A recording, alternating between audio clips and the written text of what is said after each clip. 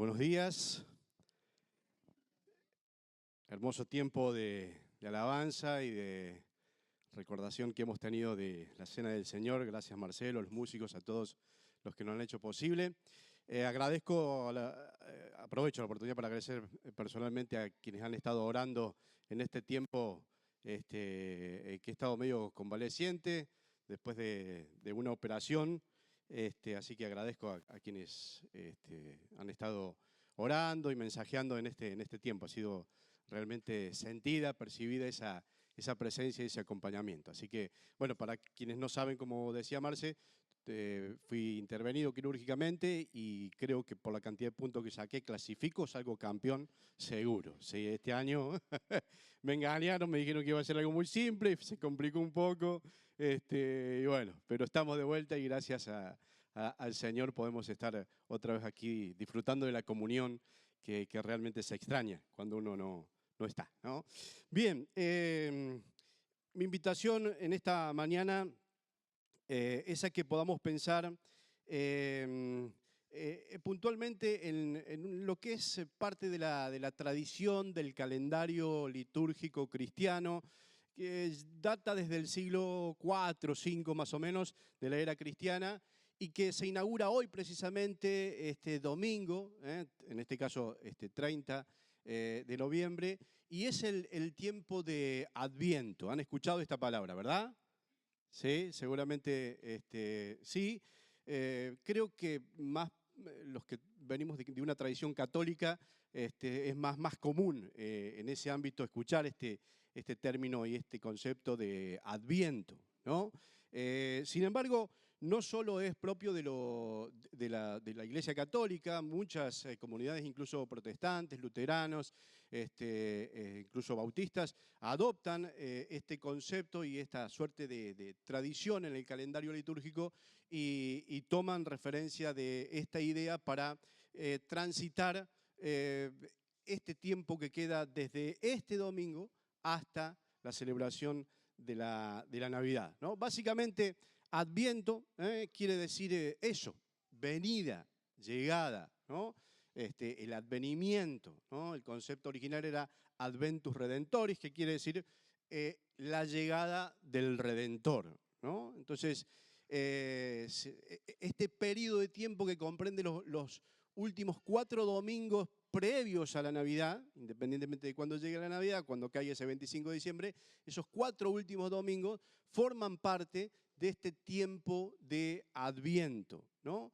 Donde originalmente se utilizaba, y lógicamente todavía aún el espíritu es de poder aprovechar estas 4 semanas previas a la Navidad para preparar el corazón, preparar el alma, preparar la mente, ¿no? Para esa llegada de el Salvador, ¿no?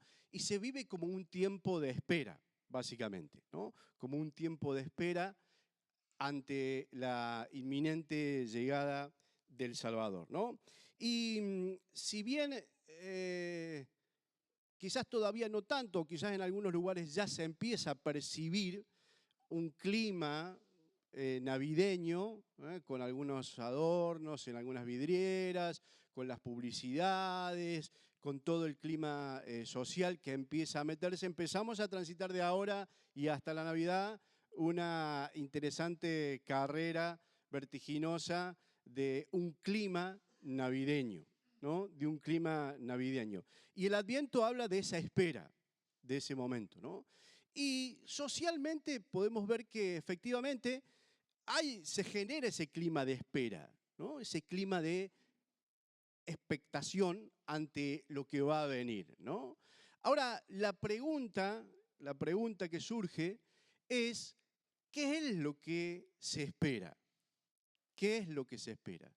Porque el concepto tradicional claramente lo refiere de que era la espera del Salvador, la llegada del Mesías, ¿no? Pero hoy socialmente, ¿qué es lo que se espera? Si bien vemos que hay como una expectativa, un clima bueno, ya llega, ¿qué es lo que llega? ¿Qué es lo que llega? ¿No? ¿Qué es lo que se espera? ¿No? Y creo que la manera en la que transitamos precisamente este tiempo previo a la Navidad, este tiempo de Adviento, además de generar todo esto, de alguna manera devela el corazón humano. Devela en este estado de expectativa, de espera devela qué hay en el corazón humano, ¿no? Socialmente, uno puede reconocer que lo que muchas veces se espera no está precisamente ligado a la idea y al concepto tradicional del Adviento, que es la llegada del Salvador, ¿no? Se espera la fecha para tener encuentros familiares, se espera con cierta ansiedad, pensando en compras, en regalos, ¿no? Se espera de esa manera. De hecho, los otros días me dice Suri, mi hija más chica, dice, papi, hagamos un calendario de Adviento. Yo digo, ¿calendario de Adviento? Sí, hagamos un calendario de Adviento. Me pareció fantástica la idea. Inmediatamente se me vino a la mente, es decir, hacer un calendario donde en cada día vamos encontrando citas bíblicas o algunas referencias que nos hagan pensar en el nacimiento de Jesús, ¿no? Y entonces a ella le gusta hacer muchas manualidades y me dice, bueno, buscó un cartón y ya empezó a armar y yo no lograba entender exactamente qué era lo que ella quería hacer, ¿no? Hasta que finalmente me mostró un videíto de lo que quería hacer, ¿no? ¿Saben lo que es el calendario de Adviento ese? Muchas mamás dicen que sí, ¿no? Sí. Es, para los que no sabíamos, como yo, es una suerte de caja, importante en el tamaño, con 24 compartimientos, bien diferenciados y divididos, donde en cada uno de esos compartimientos se tiene que poner un regalo. Se tiene que poner un regalo. Y todos los días la nena va abriendo el compartimiento que le toca y saca un regalo. Ese, nada de texto bíblico. No. Acá 24 regalitos para llegar a la Navidad. Básicamente, ese era el calendario de Adviento. Claro, cuando yo diga, ahora entiendo. Bueno, no tengo ni idea de qué es lo que es eso. No va a ser inviable totalmente. Pero bueno, esa es de alguna manera la expectativa para muchos de este tiempo previo a la celebración de la Navidad, ¿no?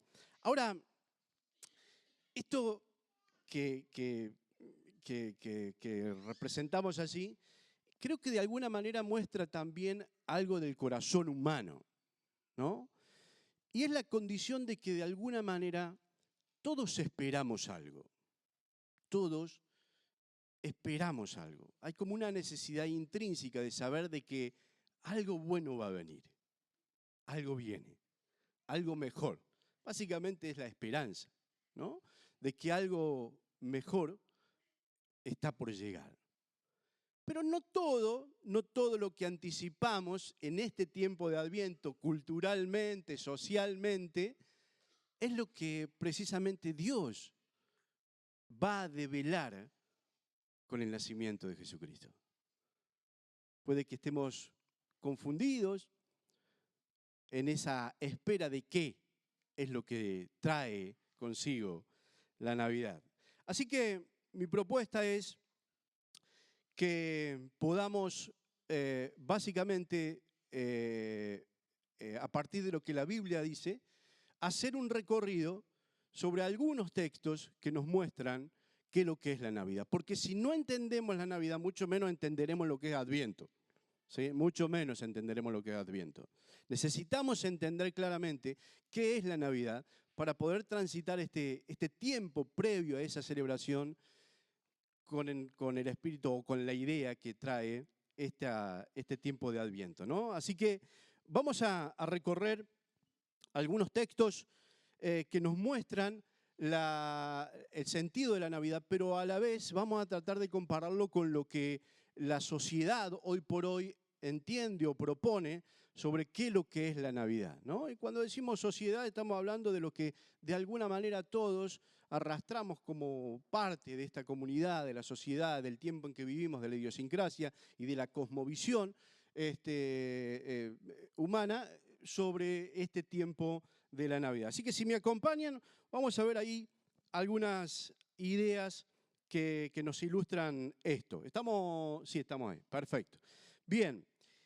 Lo primero que vemos a través de la visión cultural o tradicional de la Navidad es que para la sociedad la Navidad o este tiempo de Adviento es una temporada que se pasa de manera especial, ¿no?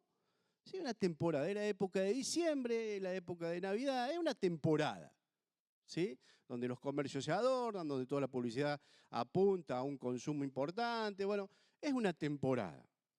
Ahora, esto no es lo que dice la Biblia. Esto no es lo que dice la Biblia. La Biblia dice que la Navidad es un acontecimiento histórico real. La Navidad, el nacimiento de Jesús, es un acontecimiento histórico y real, ¿sí? Más allá de lo que algunos pretenden de no darle la credibilidad histórica a la palabra de Dios y a los evangelios, claramente hay registros históricos por fuera de los evangelios que aún dan crédito de que esto fue así, ¿no? Pero para nosotros sabemos que no hay más registro histórico confiable que la palabra de Dios, que el libro sagrado, ¿no? Y fijémonos ahí lo que Lucas, capítulo 2, capítulo 2, verso 1 al 7, ahí vamos, dice de este hecho histórico. Claramente lo conocemos muchos y sobre todo en este tiempo lo traemos a la memoria, ¿no? El evangelista Lucas relata allí en el capítulo 2 de su evangelio esto que dice entre los versos 1 al 7. Por aquel tiempo, Augusto César publicó un decreto ordenado que se hiciera un censo de todo el mundo. Este primer censo se hizo cuando Quirino gobernaba la provincia de Siria. Todos tenían que ir a inscribirse en el censo, cada uno a su propio pueblo. José, que era descendiente del rey David, salió de Nazaret, pueblo de Galilea, y se dirigió al pueblo de Belén, en Judea, la ciudad de David, para inscribirse junto con su esposa María.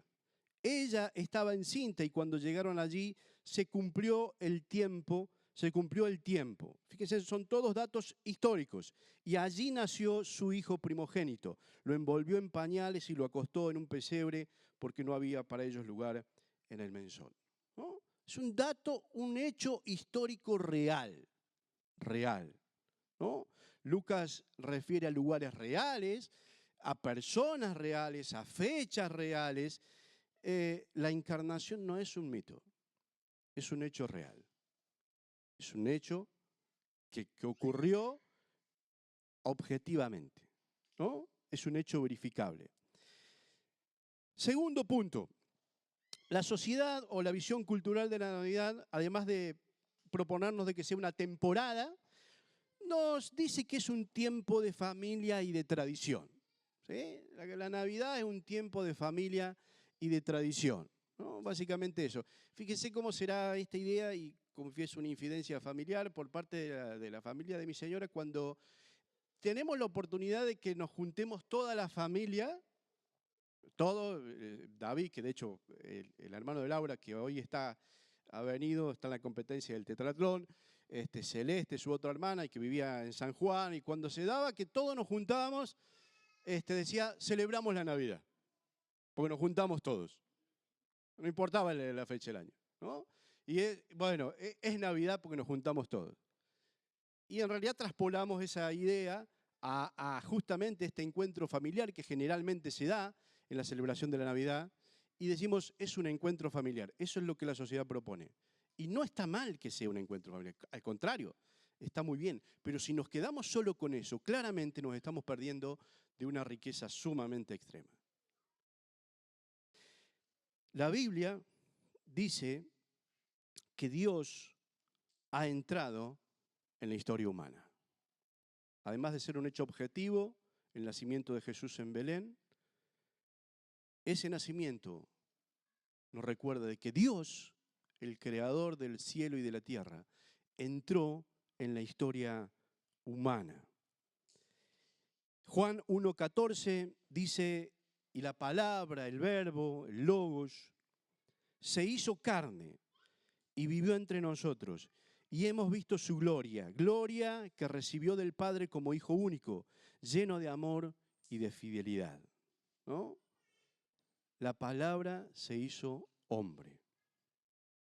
No es tradición, es Dios tomando forma de hombre, acercándose al pueblo. Fíjense la diferencia de solamente reconocer a la Navidad como un tiempo de tradición familiar a entender que es Dios mismo entrando en la historia de la humanidad. También la sociedad propone para este tiempo, para esta temporada de la Navidad, crear un ambiente emocional. ¿Sí? Un ambiente emocional, donde se ponen en juego esas cosas emocionales, ¿no? Los afectos, incluso los sentimientos, a veces encontrados y demás, ¿no? Pero son intensos, de mucho afecto, o en algunos casos de mucha también, no vamos a decir resentimiento, qué sé yo, pero sí de mucha intensidad en lo que se vive en relación a las emociones que transitan y atraviesan ese tiempo de Navidad. Un ambiente emocional. Y la Biblia nos habla de que la Navidad es el tiempo donde la luz de Dios, irrumpe las tinieblas. La luz de Dios irrumpe las tinieblas. Fíjense en lo que habla el profeta Isaías en el capítulo 9 y en el verso 2. El pueblo que anda en la oscuridad ha visto una gran luz. Sobre los que viven en densas tinieblas ha brillado una luz. ¿No? En medio de la oscuridad que el mundo vivía en el tiempo de Isaías y que el mundo vive hoy, la Navidad nos recuerda de que ha llegado la luz y que esa luz ilumina aún la más densa oscuridad y que es una luz real ante una oscuridad también tristemente real. Navidad no es emoción, es una intervención de Dios en medio de la oscuridad. Vamos a ir rápido con lo que nos queda. También la visión cultural habla de un tiempo de magia, de nostalgia, de películas, ¿no? Empiezan a circular esas cosas en los canales de televisión. Lo digo porque mi hija, la más grande, es fanática de las películas de Navidad. Fanática de las películas de Navidad. No sé por qué. Y será por eso que yo me estoy poniendo cada vez más parecido a Papá Noel. ¿No? No sé, no sé. Debe ser eso, pero ella es fanática. Y en este tiempo, claro, todas aparecen, ¿no? Todas. Bueno, la magia, eso que trae la Navidad. Y la Biblia dice que el nacimiento de Jesús, que la Navidad, es el cumplimiento preciso de una promesa. De una promesa que se esperó por años y años y años. Y la Navidad, ese momento justo donde se produce el cumplimiento de una promesa que el Señor había hecho. Fíjense, Miqueas, capítulo 5, verso 2, dice: pero tú, Belén Efrata, pequeña entre los pueblos de Judá, de ti ha de salir el que será el gobernante de Israel. Sus orígenes se remontan al pasado, a tiempos antiguos. Miqueas, el profeta, anticipa el cumplimiento de esta promesa, ¿no? Anticipa el cumplimiento de la promesa con una precisión y una exactitud notable, ¿no? Así que Navidad no solo no es magia, ¿eh? Es el cumplimiento de una promesa. Y eso refuerza nuestra confianza en Dios de que Él es fiel en que cumple lo que promete.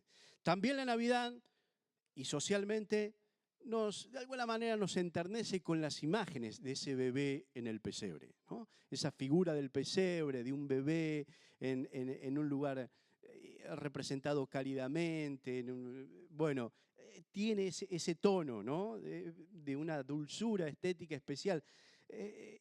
Y la Biblia nos habla de que la Navidad es donde precisamente el Salvador viene a rescatarnos, ¿no? En ese mismo escenario del pesebre, tierno, emotivo y demás, lo que se está produciendo es que el Salvador viene a rescatarnos. Lucas 2:10 dice y 11, pero el ángel les dijo a los pastores que estaban ahí en el campo, no tengan miedo porque les traigo una buena noticia que será motivo de gran alegría para todos. Hoy les ha nacido en el pueblo de David un Salvador,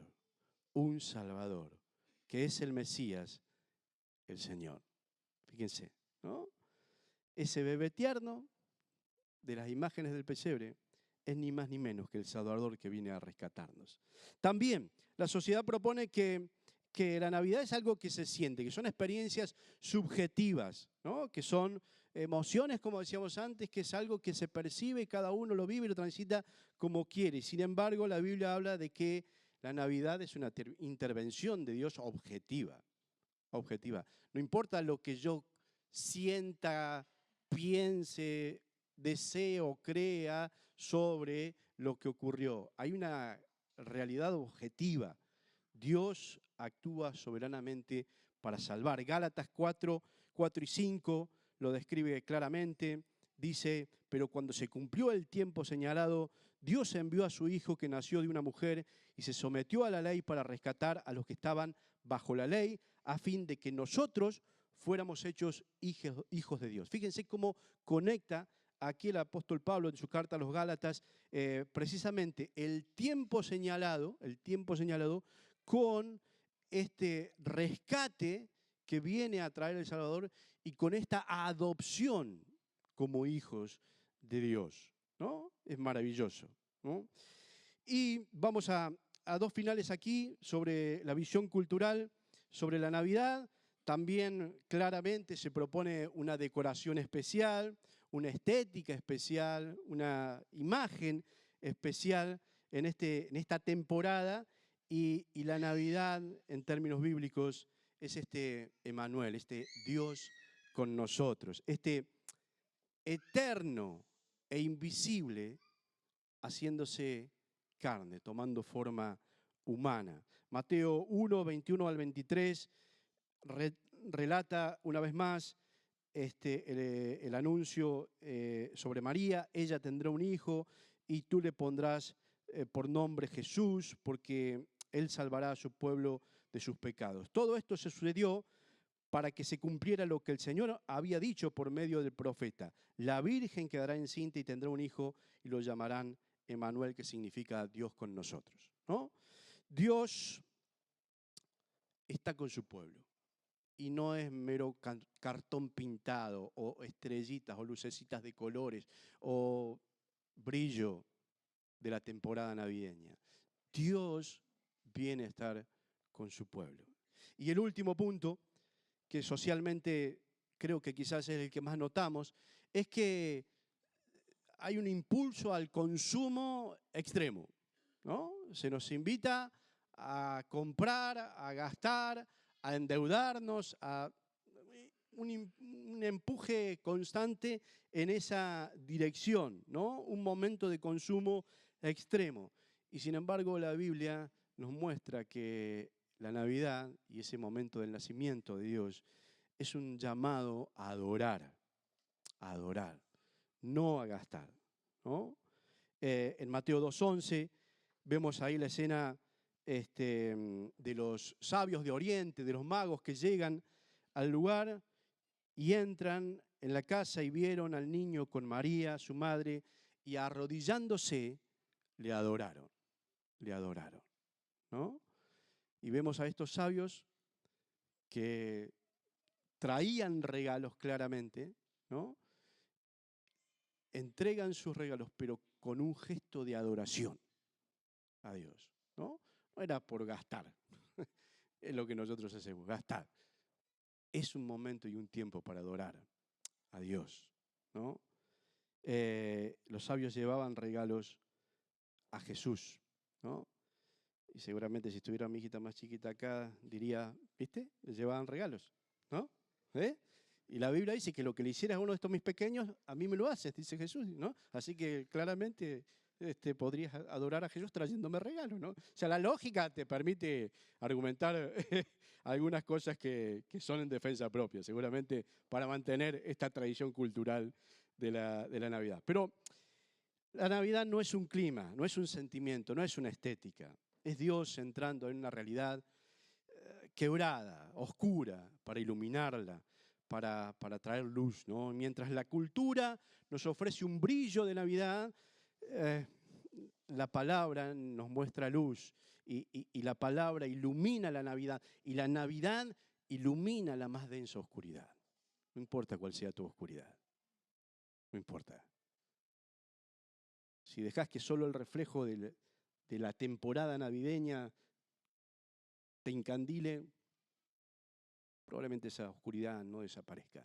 Pero si dejas que la Navidad te atraviese e impacte en tu vida con este Salvador del mundo, con este Creador que viene a cambiar la realidad, seguramente se puede iluminar, ¿no?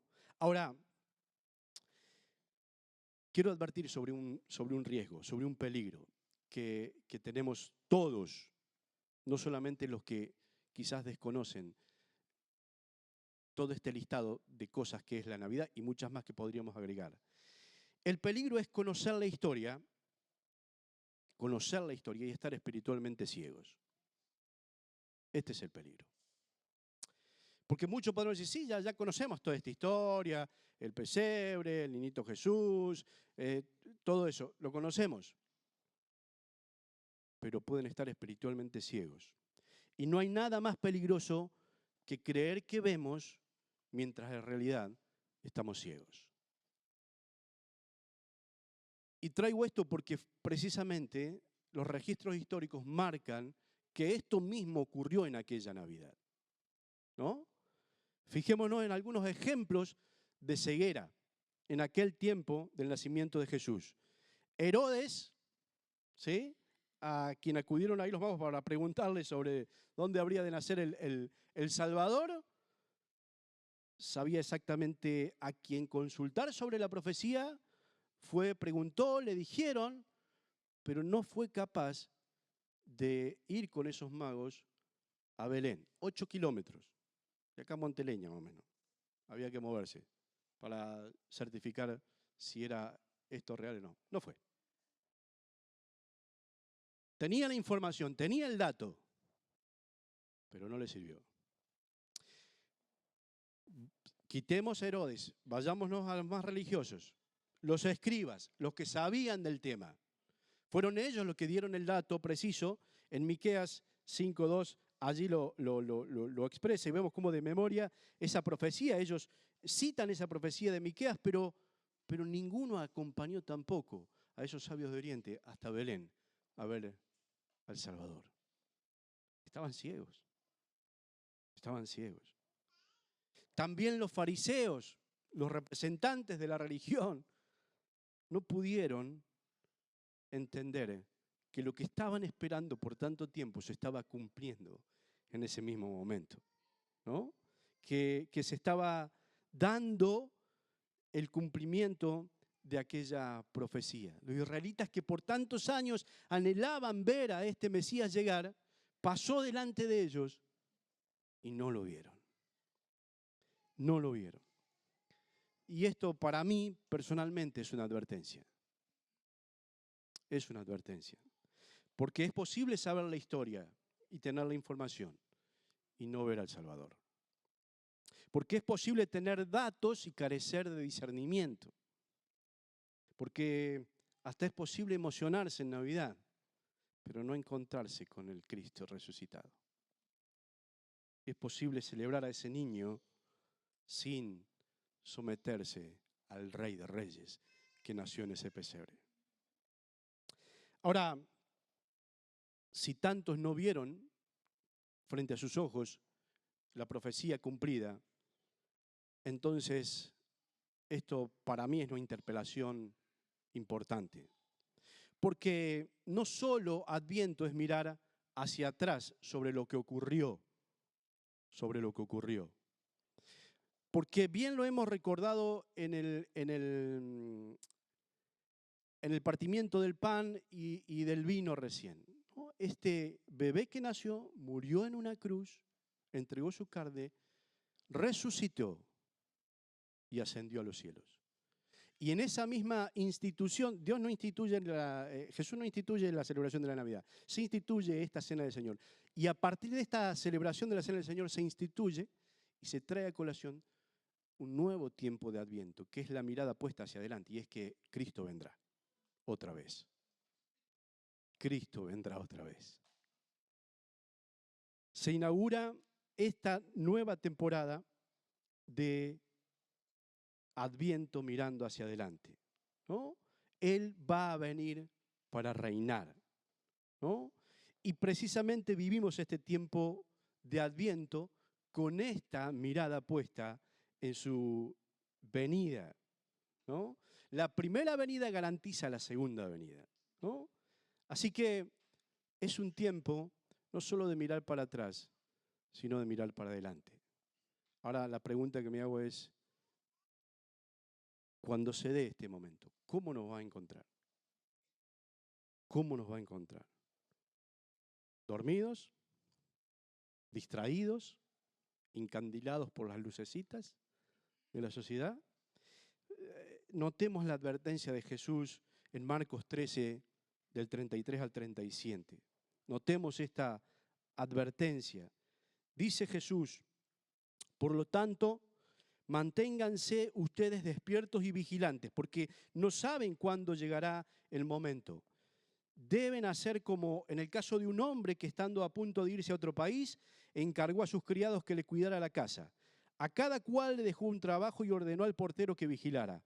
Manténganse ustedes despiertos, porque no saben cuándo va a llegar el Señor de la casa, si al anochecer, a la medianoche, al canto del gallo o a la mañana.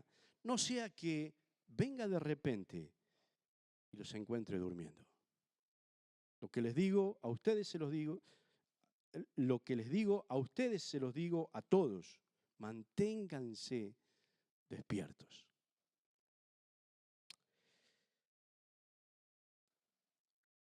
Contaron una historia de una familia cuyos dos papás trabajaban y dejaban la tarea a la hija para que preparara las milanesas para el mediodía cuando llegaran los padres llegaban del trabajo y tuvieran la comida, porque después tenían que volver al trabajo los papás.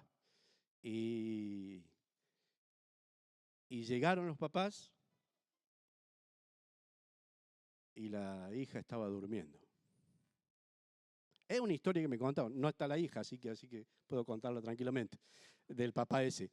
Ni siquiera la esposa está, así que la puedo contar tranquilamente.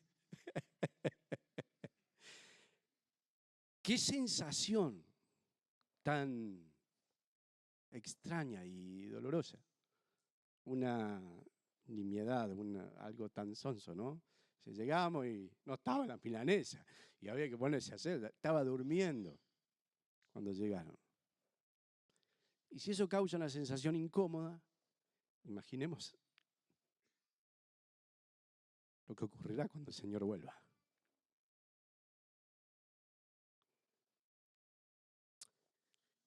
La hija no dejó de ser hija ni fue echada de la casa por no tener la milanesa lista. Está claro eso. Creo que Jesús tampoco nos va a negar. Pero qué sensación. Dios nos libre de ser sorprendidos por su venida y estar durmiendo, estar en otra cosa, estar distraídos. Adviento no es una fecha en el calendario, es una campana del cielo que suena anunciando ya vengo, vuelvo, ¿no? Y el llamado es a despertar. No a adoptar una postura religiosa, decir, no, estos mundanos, mirá cómo celebran la Navidad, ¿no? Nosotros, no se trata de eso, no se trata de ponernos más espirituales porque vienen las fiestas, no es esa la propuesta. No es colar el mosquito y tragarnos el camello, ¿sí? Mirar solamente de lejos a aquellos que no creen y señalar diciendo, estos que no saben nada de la Navidad, no celebran la Navidad como se debe, y nosotros nos colgamos con otras cuestiones que nada tienen que ver tampoco con la Navidad y nos perdemos de aprovechar la profundidad, la dimensión, el significado que tiene la Navidad para la humanidad. No se trata de eso. Es un tiempo donde tenemos que despertar a esta verdad urgente ante la inminente venida de Cristo. Estamos viviendo este tiempo de Adviento y esperando al Señor, y es hora de despertarnos. Esta espera, que habitualmente las esperan nos hacen dormir, esta espera debe despertarnos. Debe despertarnos. Termino con esto. Para vivir este nuevo Adviento, decíamos, es indispensable entender qué es lo que es la Navidad. Y la Navidad no es solamente una celebración del pasado, es una proclamación de que Dios viene hoy por medio de su Espíritu y vendrá a reinar. Es reconocer que el niño del pesebre es el rey que regresará. Es un llamado a vivir despiertos y vigilantes con la esperanza activa porque viene. Es una invitación a dejar las cosas de la oscuridad y a revestirnos de luz.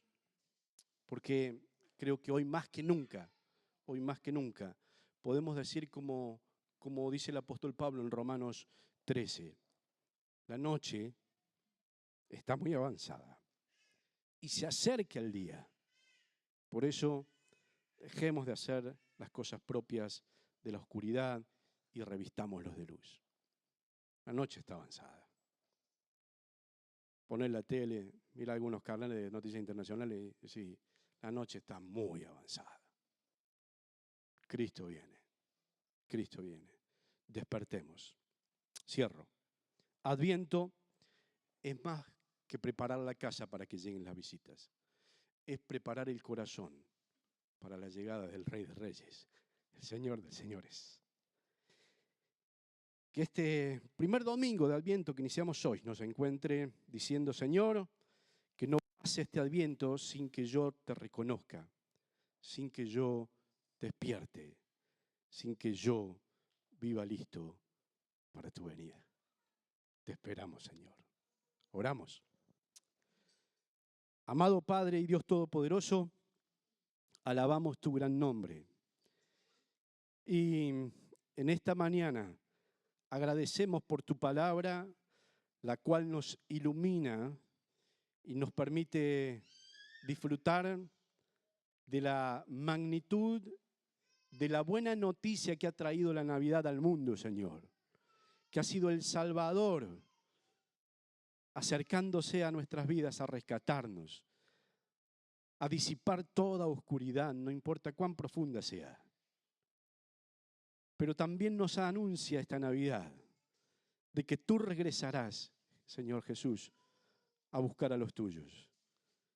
Y queremos celebrar eso también, pero queremos hacerlo bien despiertos, queremos hacerlo bien conscientes de esa llegada, de esa venida, para que cuando se dé podamos estar muy atentos y estrecharnos en un abrazo infinito contigo. Padre, gracias por este tiempo de Navidad, por esta celebración tan maravillosa que nos renueva la esperanza, nos renueva el gozo de saber de que hemos sido rescatados y adoptados y que nos permite disfrutar la plenitud y la magnitud de una noticia tan maravillosa que todavía el mundo necesita escuchar. También ayúdanos a ser portadores de la misma para otros. Oramos agradecidos y lo hacemos en el nombre maravilloso de nuestro amado Señor Jesús. Amén y amén. El Señor les bendiga y gracias por el tiempo de atención.